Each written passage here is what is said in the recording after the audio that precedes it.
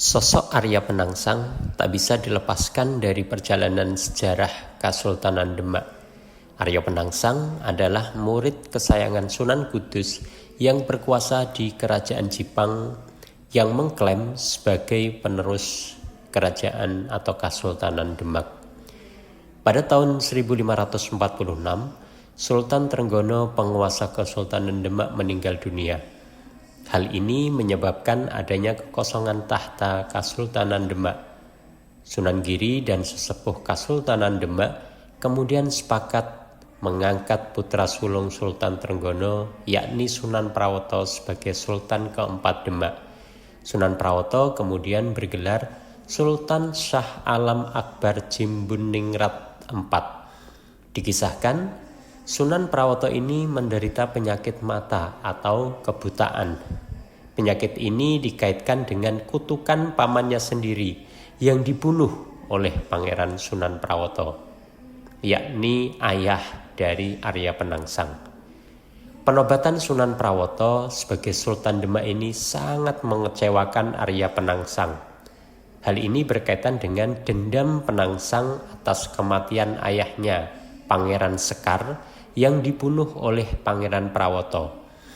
Akhirnya, Arya Penangsang pun mengirim utusan untuk membunuh Sunan Prawoto dan anggota keluarganya.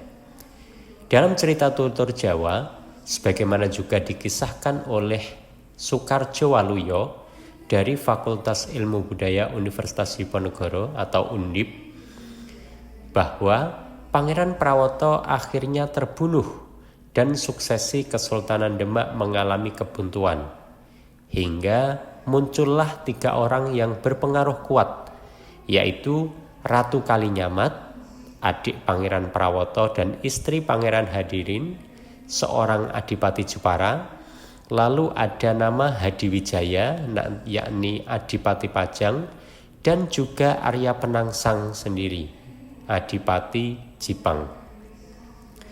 Sunan Kudus yang merupakan guru spiritual Arya Penangsang lalu menyarankan untuk Arya Penangsang membunuh Pangeran Hadiri dan Hadiwijaya agar kelak Arya Penangsang bisa menjadi Sultan Demak.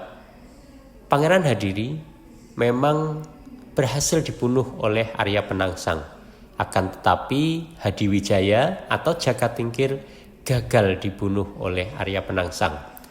Dalam cerita sejarah selanjutnya, Ratu Kalinyamat akhirnya menyarankan Hadiwijaya untuk membunuh Arya Penangsang. Hal ini sebagai upaya membalas dendam atas kematian Pangeran Prawoto dan Pangeran Hadirin.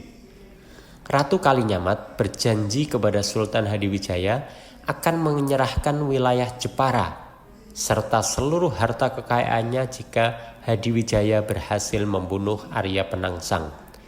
Dengan kesaktian dan kecerdikannya, Sultan Hadiwijaya dikisahkan akhirnya menyerang Kadipaten Jipang dan berhasil membunuh Arya Penangsang. Kesultanan Pajang yang dibangun Hadiwijaya akhirnya berdiri tegak dan mengklaim sebagai pewaris Kesultanan Demak.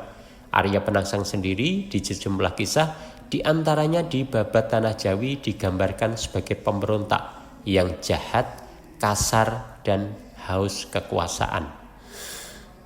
Arya Penangsang tak cuma dikisahkan berwatak kejam, namun pada sisi lain, terutama ini bagi masyarakat yang berada di bekas Kerajaan Jipang. Arya Penangsang yang merupakan cucu dari Raden Patah disebut sebagai penerus Kesultanan Demak. Jadi, Arya Penangsang bukanlah pemberontak. Persepsi Arya Penangsang sebagai pahlawan diantaranya ada di masyarakat Cepu, Kabupaten Blora, Jawa Tengah. Cepu dipercaya sebagai pusat Jipang di abad 16. Bahkan di Kecamatan Cepu ini terdapat sebuah yayasan bernama Yayasan Keraton Jipang. Dalam catatan Yayasan Keraton Jipang ini, Jipang bukanlah kadipaten, melainkan kerajaan kecil pada masa Kerajaan Majapahit.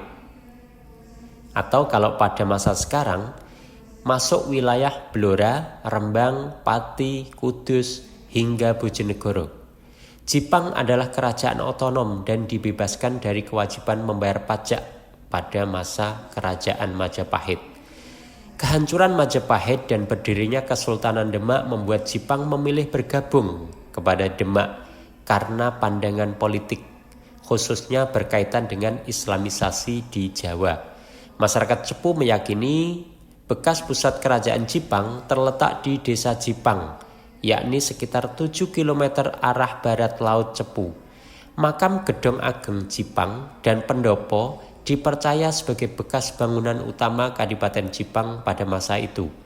Dua tempat ini sekarang dijaga oleh seorang juru kunci. Di desa Jipang terdapat dua tempat bersejarah yang banyak dikunjungi orang, yakni makam keluarga Gedong Ageng dan bekas pendopo Kadipaten. Kedua tempat ini dikenal sebagai peninggalan bersejarah dari masa lalu dan dijaga oleh pemerintah Kabupaten Blora sebagai cagar budaya. Makam Gedong Ageng adalah tempat di mana Arya Penangsang, tokoh bersejarah, dimakamkan. Banyak orang datang ke sini untuk berziarah dan mengenang leluhur mereka. Di sebelahnya ada area persawahan yang luas. Di seberangnya terdapat alun-alun, taman kota, masjid, kolam segaran, dan bangunan-bangunan pemerintahan. Bekas pendopo Kadipaten diperkirakan adalah tempat di mana pendopo Kadipaten pada masa lalu berdiri. Tempat ini menjadi saksi bisu dari sejarah kerajaan Kadipaten Jipang. Nah, bagaimana menurut Anda? Arya Penangsang sebagai pemberontak atau sebagai pahlawan? Terima kasih.